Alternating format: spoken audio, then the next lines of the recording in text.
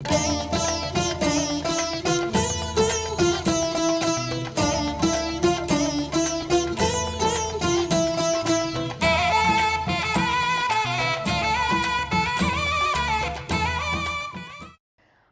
போம் வல்வினை போம் அன்னை வயிற்றில் பிறந்த தொல்லை போம் போகா துயரம் போம் நல்ல குணம் அதிகமாம் அருணை கோபுரத்தில் மேவும் கணபதியை கை தொழுத கால் என்பது திருப்புகழ் அருளிய அருணகிரிநாதர் விநாயகரை போற்றும் பாடல். விநாயகரை தொழுதால் தொல்லை போகும், போகா துயரங்களும் போகும் என்பது அருணகிரிநாதர் தரும் தகவல். அல்லல் போக்கி ஆனந்தம் அளிப்பதில் விநாயகர் பக்தர்களின் விருப்பமான கடவுளாகவே எங்கும் வீற்றிருக்கிறார்.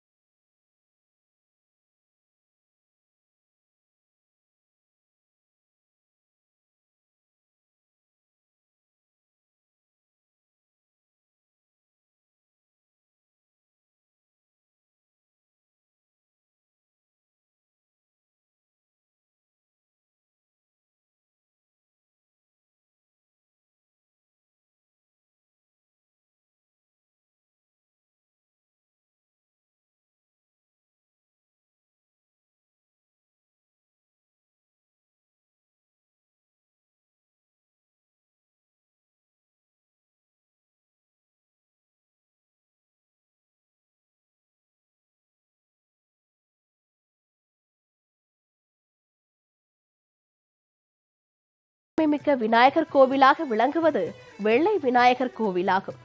வெள்ளை விநாயகர் வேண்டியதையெல்லாம் வழங்குவார் என்பது பக்தர்களின் நம்பிக்கை. வெள்ளை விநாயகர் கருவறை கீழ் சித்தர் ஒருவரின் சமாதியும் இருப்பதாக கூறப்படுகிறது.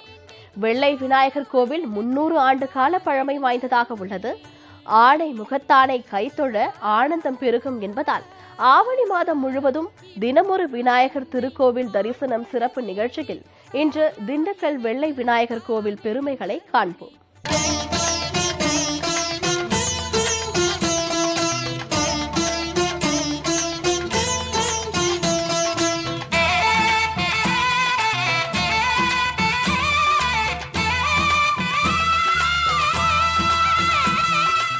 இந்த அருள்மிகு வெள்ளை விநாயகர் திருக்கோயில் என்பது தமிழ்நாட்டிலே திண்டுக்கல் மாவட்டத்தில் பழனியிலிருந்து 56 கிலோமீட்டரிலும் மதுரையிலிருந்து 64 கிலோமீட்டரும் நகரின் மையப்பகுதியில் அமைந்துள்ள ஒரு மிக பிரசித்தி பெற்ற பூர்வீக திருக்கோயிலாகும்.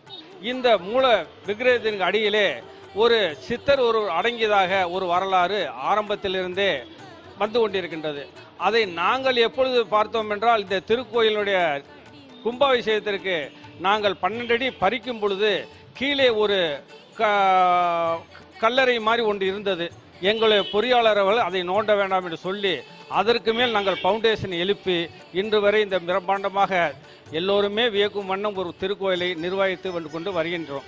4:30 மணிக்கு நடை திறந்து மதியம் 1:30 மணி வரையிலும் மாலை 4:30 இரவு 10 மணி வரையிலுமே நடை திறந்திருக்கப்படும். அந்த நேரத்தில் தான் பக்தர்கள் அதிகமாக தரிசனம் செய்ய வருகின்றனர். உற்சவராகப்பட்டது திருவிழா நேரங்களில் மட்டுமே இங்கு தரிசிக்கப்படும். அந்த திருவிழா என்பது வருடத்தின் 19 நாட்கள். தமிழ்நாட்டிலேயே ஒரு விநாயகருக்கு 19 நாட்கள் திருவிழா என்பது தமிழ்நாட்டில் மட்டுமல்ல, சவுத்திலேயே எங்களுக்கு தெரிந்தவைகள் இத்திருக்கோயில் மட்டுமே என்பது எல்லோரும் கூறும் ஒரு சான்றாகும். அப்படி பார்க்கையில் 19 நாட்கள் திருவிழா நடத்தும் இந்த உற்சவர் டெய்லி தரிசனம் கொடுப்பார். விநாயகர் சதுர்த்தி என்று நாகர்வலம் வந்து தரிசிப்பார். இப்படி ஒரு சிறப்பான ஒரு விநாயகர் இங்கு அருள்வார்த்து கொண்டிருக்கின்றார். அடுத்தபடியாக உபகோயிலாக நாகம்மாள் இங்கு வீட்டிருக்கின்றார். அந்த நாகம்மாள் ராகு கால பூஜை என்பது ஞாயிற்றுக்கிழமை 4:30 மணியிலிருந்து 6 மணி வரையும் நாகம்மாளுக்கு சிறப்பான ஒரு அபிஷேகம் ஆராதனை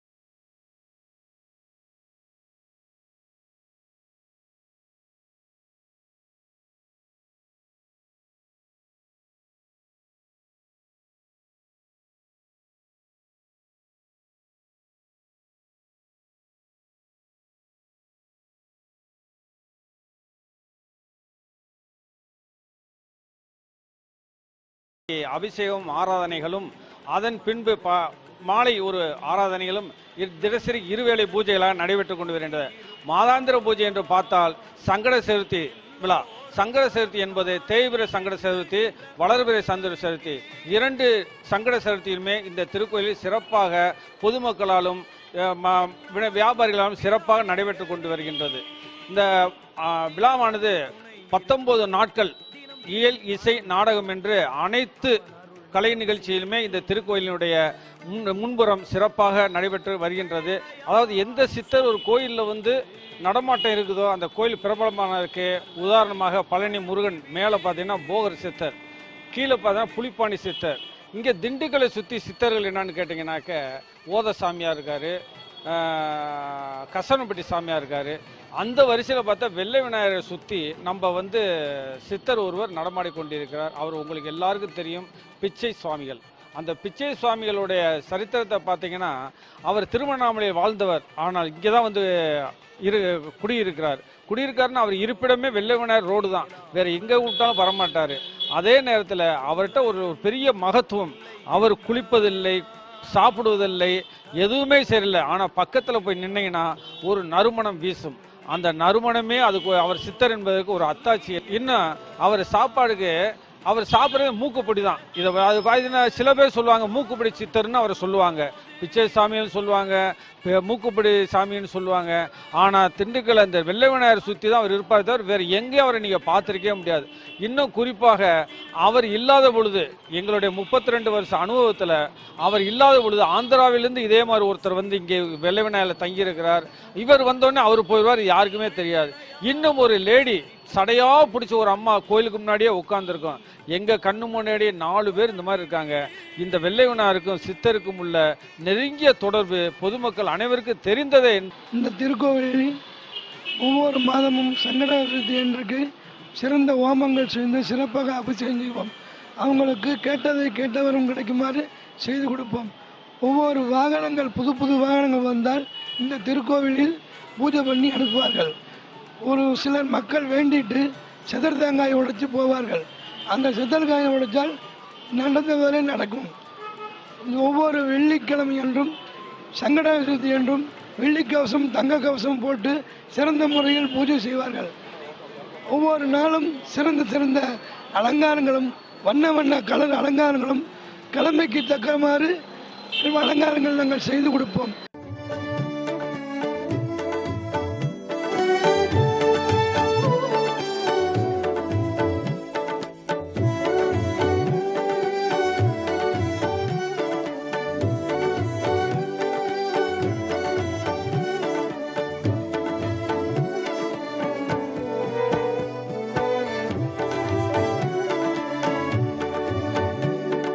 जय जय गणपति ओम ओम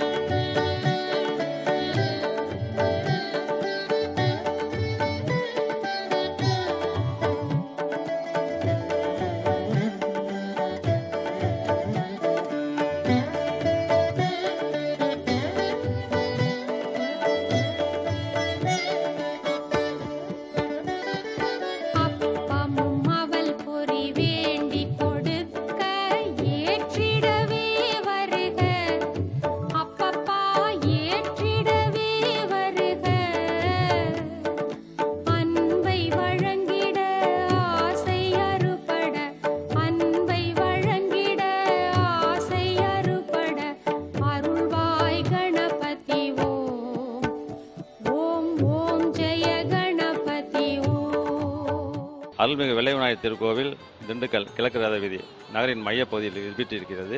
இது பழமை வாய்ந்தது, தொன்மை வாய்ந்தது. இத்திருக்கோயில் முன்னால் எப்படி இருக்கும் என்றால் ஒரு மாடாக்குழி மாலையில் இருக்கும். அதில் பக்தர்களே உள்ளே சென்று திருநீர் எடுத்து விநாயகருக்கு போட்டுவிட்டு அவரை தொழில் தொடங்கும் முன்பு அதனுடைய சாவியை வைந்து விநாயகர் முன் வைத்துவிட்டு சென்று தொழில் தொடங்குவார்கள். அதற்கப்புறம் 1955ஆம் ஆண்டு இத்திருக்கோயிலுக்கு ஒரு கும்பாபிஷேக விழா நடைபெற்றது. அதற்கப்புறம் 1982ஆம் ஆண்டு ஒரு கும்பாபிஷேகம் நடைபெற்றது. இப்போ 1993ஆம் ஆண்டு திருமுருக கிருபானந்த வாரியார் அவர்கள் முன்னின்று இந்த கும்பாபிஷேக விழாவை நடத்தினார்கள். இந்த விழாவானது அதற்கப்புறம் 2005ஆம் ஆண்டு 2015ஆம் ஆண்டு நமது முழு கருங்கற்களால் செய்யப்பட்டு கும்பாபிஷேகம் நடைபெற்றது. இத்திருக்கோயில் வரலாறை சொல்ல வேண்டுமென்றால் இதற்கு முன்னால் இருந்தவர்கள் இங்கே ஒரு குளம் இருந்ததாகவும் அதில் சித்தர்கள் இருந்ததாகவும் சொல்லி வந்தார்கள். அந்த சித்தர்கள் தான் இங்கு ஐக்கியமாகி இருக்கிறார்கள் என்ற விவரமும் நமக்கு முன்னோர்கள் சொல்லி நமக்கு தெரிய வந்துள்ளது. ஆகவே இந்த விழாவிற்கு 19 நாள் விழாவிற்கும் மிக சிறப்பாக நடைபெற்று கொண்டிருக்கிறது. இங்கே இருக்க அரச மரம் சுமார் 300 ஆண்டுகளுக்காக இங்கே இருக்கப்பட்டு வருகிறது. இதை நாங்கள் 4 கும்பாபிஷேகம் நடைபெற்றாலும் இந்த மரத்தை நம்ம எதுவுமே நம்ம அதை செய்யாமல் தான் நம்ம பொறியாளர் செய்யாமல் இந்த திருக்கோயிலுக்கு கும்பாபிஷேகம் நடைபெற்றது. ஏன்னா இந்த அரச மரம் என்பது பல பெண்கள் குழந்தை இல்லாதவர்கள் வரம் கேட்டு இந்த மரத்தை சுற்றி பல நன்மைகள் அடைந்திருக்கிறார்கள். இந்த மரம் வெள்ளை விநாயகர் கோயிலின் இந்த நாகம்மாள் கோயிலுக்கு பின்புறம் மிக சிறப்பாக அமைந்திருக்கிறது. குழந்தை வரம் இல்லாதவர்கள் மற்றும் தொழில் துறவர்கள் இந்த மரத்தை சுற்றி பல பேர் பயனடைந்திருக்கிறார்கள்.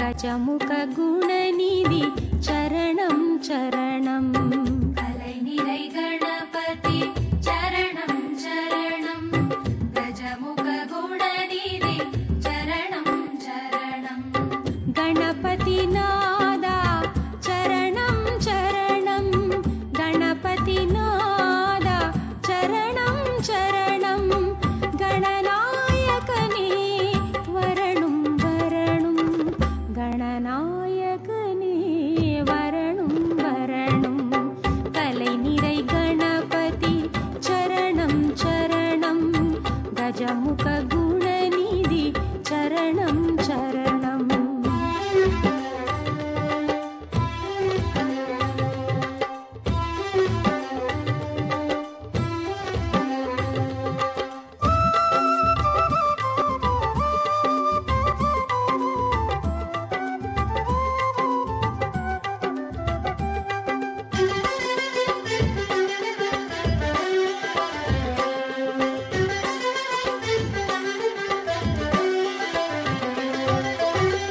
ஐந்து கரத்தனை ஆனை முகத்தனை ஐந்து கரத்தனை ஆனை முகத்தனை இந்தின் இளம் பிறை போலும் எயிற்றனை இந்தின் இளம் பிறை போலும் எயிற்றனை நந்தி மகந்தனை ஞான கொழுந்தினை நந்தி மகந்தனை ஞான கொழுந்தினை புந்தியில் வைத்தடி போற்றி நின்றேனே புந்தியில் வைத்தடி போற்றி நின்றேனே அரசமரத்தடி வாழும் ஆதி கஜானன ரூபா அருகம் புல்லு கருளும் எங்கள் பிள்ளையாரப்பா அரசமரத்தடி வாழும் ஆதி கஜானன ரூபா அருகம் புல்லு கருளும் எங்கள் பிள்ளையாரப்பா கலைநிறை கணபதி சரணம் சரணம் கஜமுக குணநிதி சரணம் சரணம் விநாயகர் கோயிலில் பிரகாரத்தில் நாகம்மா ராகு கேதுன்னு சொல்லி பூஜை பண்ணிட்டு இருக்கோம். அரசு வேம்பு சேர்ந்த மரம் இது. இந்த மரத்துக்கு அடியில் தான் வந்து நாகம்மா பிரதிஷ்டை பண்ணியிருக்கோம். அதில் வந்து ஆதிசேஷன் மேலே நாகம்மா, ராகு, நாகராஜா 3 பேர் இருக்காங்க. ராகு கால நேரத்தில் வெள்ளிக்கிழமையும் ஞாயிற்றுக்கிழமையும் பண்ணுறோம். வெள்ளிக்கிழமை காலைல 10 to 12, ஞாயிற்றுக்கிழமை சாயங்காலம் 4 to 6 ராகு கால பூஜை பண்ணிக்கிட்டு இருக்கோம். இதில் குழந்தை இல்லாதவங்க, கல்யாண திருமண தடையாக இருக்கிறவங்க, ராகுக்கு தோசை இருக்கிறவங்களுக்கு இங்கே பரிகாரம் பண்ணி கொடுத்துக்கிட்டு இருக்கோம். இதில் நிறையா பேர்த்துக்கு கல்யாணம் ஆகாதவங்க, குழந்தை இல்லாதவங்களுக்கு 10 வருஷம் 15 வருஷன்றது குழந்தை இல்லாதவங்களுக்குலாம் நிறையா பேர்த்துக்கு இங்கே வந்து பூஜை பண்ணிவிட்டு குழந்தை வரம் கேட்டோம்னு இருக்கு. இதை விட ரொம்ப சிறப்பு என்ன அப்படின்னா, சுவாமிக்கு வந்து விநாயகருக்கு பக்கத்தில் அரசு வேம்பு இருக்கிற மரம் ரொம்ப குறைவு. அது இங்கே இருக்கிறது ரொம்ப பெரிய சிறப்பாக இருக்குது. இந்த கோயிலுடைய சிறப்பு அம்சம் என்னென்னா, மற்ற கோயிலில் போனீங்கன்னா நீங்கள் எடுத்ததுமே விநாயகரை வழிபட்டு தான் மற்ற சன்னிதானங்களில் போய் நம்ம வழிபடுவோம். இங்கே அப்படி இல்லை. இங்கே நாகரை வழிபட்டு அடுத்து விநாயகரை சதிப்பாங்க. அது சிறப்பு அம்சம். ஒவ்வொரு சங்கடா சதுர்த்திக்கு இங்கே யாகம். அந்த யாகத்துக்கு திண்டுக்கல் மாநகரில் உள்ள மக்கள் மட்டும் இல்லை, வெளியிலேருந்து நிறையா வராங்க. ஒரு தடவை வந்துட்டாங்கன்னா தினமும் ஒவ்வொரு சங்கடா சதுர்த்தியுடைய யாகத்துக்கும் அவங்க கலந்துக்குவாங்க. அப்படி ஒரு புத்துணர்ச்சி அந்த யாகத்தில் அவங்களுக்கு கிடைக்கும். அதுதான் இந்த வெள்ள விநாயகர் கோயிலுடைய சிறப்பு அம்சமே. ரெண்டாவது இன்னொன்று என்னென்னா, இந்த கோயில் புதுப்பிக்கப்பட்டு சுற்றி பார்த்தீங்கன்னா அதுவும் இந்த கோயிலுடைய தூண்கள்லாம் ஒவ்வொன்றும் சிற்பக்கலைகளுடன் சிறப்பாக செதுக்கப்பட்டுள்ளது. எல்லா விதத்திலையும் இந்த வெள்ள விநாயகர் சிறப்பானவர்.